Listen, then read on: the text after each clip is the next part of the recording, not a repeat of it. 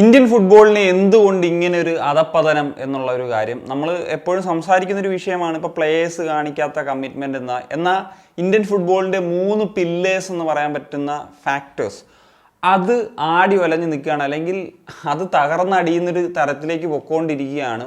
അപ്പം എപ്പം വേണേലും തരിപ്പണമാകാം. ഇപ്പം ഒരുമാതിരി ഒരു ദ്രവിച്ച അവസ്ഥയിലാണ് നിൽക്കുന്നത്. എന്തൊക്കെയാണ് അത് എന്ന് ചോദിച്ചു കഴിഞ്ഞാൽ, ഒന്നാമത്തേത് ഫെഡറേഷൻ തന്നെയാണ്, AIFF എന്ന് പറയുന്ന ഫെഡറേഷൻ.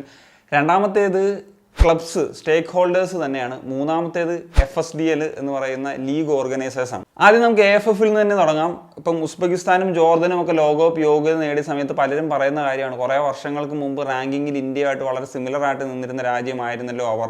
ഇപ്പോൾ ഇന്ത്യ എവിടെ കിടക്കുന്നു, ജോർദനും ഉസ്ബെക്കിസ്ഥാനും എവിടെ കിടക്കുന്നു എന്നുള്ളത്. അതിനുള്ള ഉത്തരം എന്ന് വെച്ച് കഴിഞ്ഞാൽ അവർ കൃത്യമായിട്ട് പണിയെടുത്തു. എസ്പെഷ്യലി ഉസ്ബെക്കിസ്ഥാൻ്റെ കാര്യത്തിൽ അവർ ഒരു ലോങ് ടേം പ്ലാൻ ഉണ്ടായിരുന്നു. അതുകൊണ്ട് തന്നെയാണ് അവർക്കൊരു സക്സസ് ഉണ്ടാക്കാനായിട്ട് സാധിച്ചത്. അവിടെയാണ് ഒരു ഫെഡറേഷൻ്റെ ഒരു മികവ് എന്ന് പറയുന്നത്. ആ ഒരു ഫെഡറേഷൻ അവരുടെ ഓരോ എമൗണ്ട് ഓഫ് മണിയും കൃത്യമായിട്ട് ഇൻവെസ്റ്റ്മെൻറ്റ് നടത്തി, അതാണ് അവർക്കൊരു സക്സസ്ഫുൾ ആയിട്ടുള്ള രീതിയിലേക്ക് വന്നത് എന്നുള്ളതാണ്. കഴിഞ്ഞ ദിവസം ഒരു കണക്ക് പുറത്തു വന്നായിരുന്നല്ലോ, അതായത് ഇന്ത്യൻ ഫുട്ബോളിൽ ഏതാണ്ട് കഴിഞ്ഞ 11 വർഷത്തിൽ 5000 കോടി രൂപയോളമാണ് ഒരു ഇൻവെസ്റ്റ്മെന്റ് നടന്നിട്ടുള്ളത്. പക്ഷേ ഇതുകൊണ്ടൊക്കെ എന്ത് പ്രയോജനമാണ് ഉണ്ടായത് എന്നുള്ളതാണ്. എന്നാൽ ഉസ്ബെക്കിസ്ഥാനെ പോലത്തെ ഒരു രാജ്യം ചെയ്തത് അവരുടെ മെജോറിറ്റി ഓഫ് എമൗണ്ടും സ്പെൻഡ് ചെയ്തത് യൂത്ത് ടീമുകളിലേക്കും അല്ലെങ്കിൽ യൂത്ത് ഡെവലപ്മെന്റിന് വേണ്ടിയാന്നുള്ളതാണ്.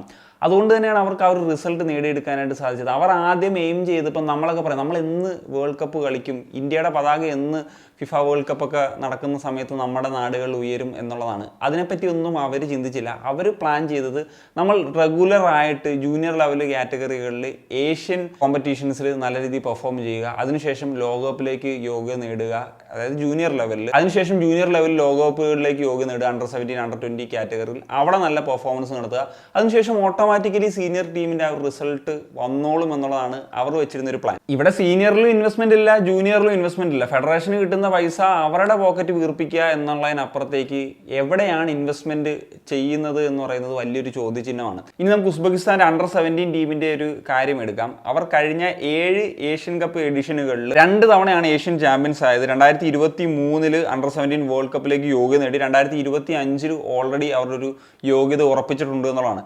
അതുപോലെ അണ്ടർ 20 ഉസ്ബെക്കിസ്ഥാൻ ടീമിന്റെ കാര്യം എടുക്കുന്ന സമയത്ത് ലാസ്റ്റ് 7 എഡിഷൻസിൽ 2 സെമി ഫൈനൽസ് കളിച്ചു.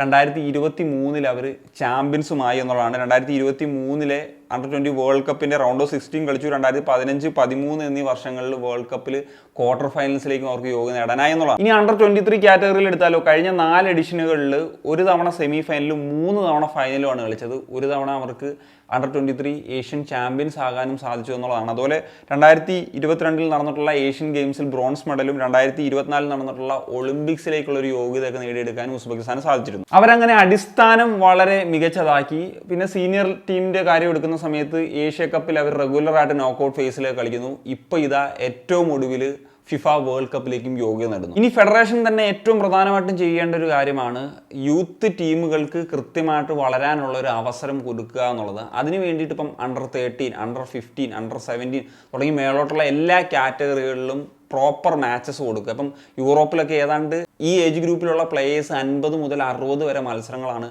കളിക്കുന്നത് എന്നുള്ളതാണ്. അത് വേണമെങ്കിൽ ഒരു സോണൽ ബേസിലൊക്കെ ആയിട്ട് നടത്തിയാൽ മതി. അതായത് ചിലവുകളൊക്കെ കുറയ്ക്കുന്ന ഭാഗമായിട്ട് ഇപ്പം ഒരു സ്റ്റേറ്റ് FA ഒക്കെ ആയിട്ട് സഹകരിച്ചുകൊണ്ട് ഒരു 20 മത്സരങ്ങൾ ഒരു സ്റ്റേറ്റ് ഇതിൽ കളിക്കുക, അതുപോലെ സോണൽ ബേസിൽ 20 മത്സരങ്ങൾ കളിക്കുക. നാഷണൽ സ്റ്റേജിലേക്ക് വരുമ്പോൾ ഒരു 10 മത്സരം കളിച്ചാൽ പോലും 50 മുകളിലൊക്കെ മത്സരങ്ങൾ കളിക്കാനുള്ളൊരു അവസരം ഉണ്ടാവും. അതിൽ ഏറ്റവും മികച്ച പെർഫോമൻസ് നടത്തുന്ന താരങ്ങളെ ഇന്ത്യയുടെ ആ ഒരു ജൂനിയർ കാറ്റഗറിയിൽ ഓരോ കാറ്റഗറികളിലേക്കും സെലക്ട് ചെയ്യുക. അങ്ങനെയാണ് ഒരു യൂത്ത് ഡെവലപ്മെന്റിൽ ഒരു വളർച്ച ഉണ്ടാകുക. ഇതാണ് ഡെവലപ്മെന്റ് ചെയ്യേണ്ടത്. അതല്ലാണ്ട് പ്രസ് മീറ്റിൽ വന്നിട്ട് വായ്ത്താളം അടിക്കാനും അല്ലെങ്കിൽ ക്രാഷ് കോഴ്സ് കൊടുക്കാം സ്ട്രൈക്കേഴ്സിന് 2 ദിവസത്തേക്ക്, അപ്പോൾ അവർ ഗോൾ അടിക്കുമെന്നൊക്കെ പറയുന്ന ഒരു കാട്ടുകിളി പ്രസിഡന്റാണ് AFFന്റെ പ്രസിഡന്റായിട്ടിരിക്കുന്നത്.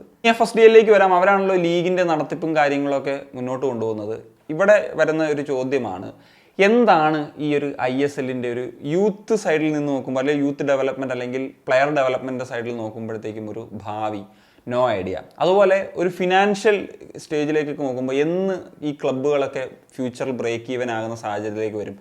No idea. അതുപോലെ 16.5 കോടി രൂപയാണ് സാലറി ക്യാപ്പ് എന്ന് പറയുന്നത്. പക്ഷേ ഇതിനൊരു കൃത്യമായിട്ടുള്ള ഓഡിറ്റ് കൊണ്ടുവരാൻ സാധിച്ചിട്ടുണ്ടോ? ഏതെങ്കിലും ക്ലബ്ബ് ഇത് പാലിക്കുന്നുണ്ടോ? ഇതിൻ്റെ 2-3 ഇരട്ടി ഉപയോഗിക്കുന്ന ക്ലബ്ബുകളുണ്ട്.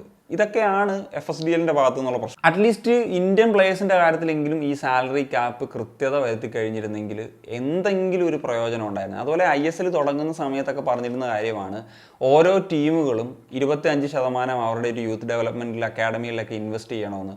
ആ കാര്യത്തിലൊക്കെ എന്തെങ്കിലും ഒരു ഓഡിറ്റിംഗ് പരിപാടികൾ അല്ലെങ്കിൽ കൃത്യതയുണ്ടോ? എനിക്ക് തോന്നുന്നില്ല 25% ഏതെങ്കിലും ഒരു ക്ലബ്ബ് അവരുടെ യൂത്തിന് വേണ്ടിയിട്ട് ഇൻവെസ്റ്റ് ചെയ്യുന്നുണ്ട് എന്നുള്ളത്. അതിനൊക്കെ സാഹചര്യം ഒരുക്കേണ്ടത് ഫെഡറേഷനാണ്. കൃത്യമായിട്ടുള്ള മത്സരങ്ങൾ യൂത്ത് ലീഗുകളിൽ ഉണ്ടാകുക എന്നുള്ളത് വഴി. ഇനി നമുക്ക് ISL ക്ലബ്ബുകളിലേക്ക് വരാം. എന്താണ് ISL ക്ലബ്ബുകളിൽ നടക്കുന്നത്? ഇന്ത്യൻ താരങ്ങൾ എന്തുകൊണ്ട് ഡെവലപ്ഡ് ആകുന്നില്ല എന്ന് പറയുന്ന സാഹചര്യത്തിലേക്ക് വരുന്നു. സംഭവിക്കുന്നത് ഇതാണ്, 30 കഴിഞ്ഞിട്ടുള്ള വിദേശ താരങ്ങളെ സപ്പോർട്ട് ചെയ്യാൻ വേണ്ടി മാത്രമാണ് ഇന്ത്യൻ താരങ്ങളെ ISL ക്ലബ്ബുകൾ ഉപയോഗിക്കുന്നത്. അതുപോലെ വീക്കായിട്ടുള്ള ഗ്രാസ് റൂട്ട് ഡെവലപ്മെന്റ് ആണ്. ഒരു ടീമും പ്രോപ്പർ ആയിട്ടുള്ള ലെവലിൽ അത് നടത്തുന്നില്ല എന്നുള്ള കാര്യം നമുക്ക് ഉറപ്പിച്ച് പറയാനായിട്ട് സാധിക്കും. എത്ര എലൈറ്റ് താരങ്ങൾ ഈ ഒരു 11 വർഷത്തെ കാലയളവിൽ ഏതെങ്കിലും ഒരു ക്ലബിനെങ്കിലും ഉണ്ടാക്കിയെടുക്കാൻ സാധിച്ചിട്ടുണ്ടോ? മോഹൻ ബഗാനും ഈസ്റ്റ് ബംഗാളും കാരണമാണ് മാർക്കറ്റ് ഇൻഫ്ലേറ്റഡ് ആകുന്നത്. അതിൻ്റെ ഒരു കാരണം പറയാം, അതുകൊണ്ട് തന്നെ ആ ഒരു മാർക്കറ്റിനെ മൊത്തത്തിൽ ബാധിക്കുന്നുണ്ട്. ഈ സമയത്ത് ചിലരെങ്കിലും ഒക്കെ പറയും കേരള ബ്ലാസ്റ്റേഴ്സ് അതുകൊണ്ടാണ് വളരെ ലിമിറ്റഡ് ആയിട്ട് കാര്യങ്ങളൊക്കെ ചെയ്യുന്നത് എന്നുള്ളത്. ഇവിടെയും വേറൊരു കാര്യം പറയേണ്ടതുണ്ട്. ബ്ലാസ്റ്റേഴ്സ് യൂത്ത് ടീമിനെ ഡെവലപ്പ് ചെയ്തുകൊണ്ട് വരുത്തി അവരുടെ ഒരു അക്കാഡമി പ്ലേയേഴ്സിനെ വെച്ചിട്ട് ഒരു സക്സസിലേക്ക് കൊണ്ടുപോകാന്ന് പറയുന്ന ഒരു ലക്ഷ്യത്തിലാണോ പോകുന്നത്? ഒരിക്കലുമല്ല. ഒരു യൂത്ത് പ്ലെയറെ ഇപ്പോൾ റിസർവിൽ നിന്നൊക്കെ ഡെവലപ്പ് ചെയ്തുകൊണ്ട് വരുത്തി ആ ഒരു പ്ലെയർ ഒരു മെച്യൂർഡ് പ്ലെയർ എന്ന ലെവലിലേക്ക് ആകുന്ന സമയത്ത് ഏറ്റവും വലിയ തുക വാങ്ങിയിട്ട് സെല്ല് ചെയ്യുക എന്ന് പറയുന്ന പരിപാടിയാണ് ചെയ്യുന്നത്. അപ്പോൾ എങ്ങനെ ഇതൊരു യൂത്ത് ഡെവലപ്മെന്റ് ഒരു ക്ലബിന് ഗുണകരമായിട്ട് മാറുന്നു, രാജ്യത്തിന് ഗുണകരമായിട്ട് മാറുന്നു എന്നൊക്കെ ഉള്ളത് പറയാൻ പറ്റും. ഇത് ഏതെങ്കിലും 1-2 പ്ലേയേഴ്സ് ആണെങ്കിൽ ഓക്കെ, ഇത് എല്ലാ പ്ലേയേഴ്സിന്റെയും കാര്യം അത് തന്നെയാണ്. ഒരു എലൈറ്റ് പ്ലെയറെ ഉണ്ടാക്കിയെടുക്കാനുള്ള ഒരു ലക്ഷ്യത്തോടു കൂടിയാണ് ക്ലബ്ബ് പ്രവർത്തിക്കുന്നതെന്ന് എനിക്ക് ഇതുവരെ തോന്നിയിട്ടില്ല. പറഞ്ഞ പോലെ വളർത്തുക, ഏറ്റവും നല്ല വിലയ്ക്ക് വിൽക്കുക എന്ന് പറയുന്നത് തന്നെയാണ് പ്ലാൻ. യൂത്ത് ഡെവലപ്മെന്റിൽ വളരെ ഫോക്കസ് ഉള്ള ഒരു ക്ലബ്ബാണ് ബ്ലാസ്റ്റേഴ്സ് എങ്കിൽ അത് കണ്ടിന്യൂസ്ലി എല്ലാ വർഷവും കൺസിസ്റ്റന്റ് ആയിട്ട് ഒരേപോലെ വരണമായിരുന്നു. അത് നമുക്ക് കാണാൻ സാധിക്കുന്നില്ല. ഇനി നമുക്ക് ഈ 3 പില്ലേഴ്സിലേക്ക് വരുന്ന സമയത്ത് അവരെന്താണ് ചെയ്യേണ്ടത്? AFF കിട്ടുന്ന ഓരോ എമൗണ്ടും ഫുട്ബോളിൽ യൂത്തിൽ ഇൻവെസ്റ്റ് ചെയ്യുക എന്നുള്ള ഒരു പരിപാടിയിലേക്ക് വരിക, അല്ലാതെ തങ്ങളുടെ പോക്കറ്റ് നിറയ്ക്കുക എന്ന് പറയുന്ന ഉദ്ദേശം ഉണ്ടാകാതിരിക്കുക. FSDL സാലറി ക്യാപ്പ് കൃത്യത വരുത്തുക, എന്നാൽ മാത്രമേ ക്ലബ്ബുകളുടെ ഒരു നിലനിൽപ്പിന് അത് സഹായകരമാകുകയുള്ളൂ. അതുപോലെ യൂത്ത് ഡെവലപ്മെന്റ് ഇമ്പോർട്ടൻ്റ് ആയിട്ടുള്ള ഒരു സ്ട്രക്ചറൊക്കെ ഉണ്ടാകും. ഇനി ക്ലബ്ബുകളുടെ സൈഡിലേക്ക് വരുമ്പോഴത്തേക്കും മാർക്കറ്റ് ഇൻഫ്ലേറ്റഡ് ആക്കാതിരിക്കുക, അത് ക്ലബ്ബുകളെല്ലാം കൂടി ഒന്നിച്ച് ചേർന്നുകൊണ്ട് ആ ഒരു തീരുമാനത്തിലേക്ക് എടുക്കുക. പിന്നെ യൂത്ത് ഡെവലപ്മെന്റ് എന്ന് പറഞ്ഞു കഴിഞ്ഞാൽ ഒരു ബിസിനസ് മോഡൽ മാത്രമാക്കാതിരിക്കുക. ഈ കാര്യങ്ങളൊന്നും ഫോളോ ചെയ്തില്ലെങ്കിൽ ഇന്ത്യൻ ഫുട്ബോൾ അധപ്പതനത്തിൽ നിന്ന് അധപ്പതനത്തിലേക്ക് തന്നെ പോയിക്കൊണ്ടിരിക്കും. ഒരു OCA വന്നതുകൊണ്ട് മാത്രം ഒന്നും മാറ്റങ്ങളുണ്ടാകില്ല. അത് വരണം, ഇത് നടക്കണം, എല്ലാം ഒന്നിച്ച് നടന്നു കഴിഞ്ഞാൽ മാത്രമേ ഇന്ത്യൻ ഫുട്ബോളിനൊരു മുന്നേറ്റം ഉണ്ടാകുള്ളൂ എന്നുള്ളതാണ് പ്രതീക്ഷിക്കുന്നത്. So that's it guys. അപ്പോൾ നിങ്ങളുടെ ഒപ്പീനിയൻസ് തീർച്ചയായിട്ടും കമ്പോസ് ചെയ്യാൻ സൈനിക.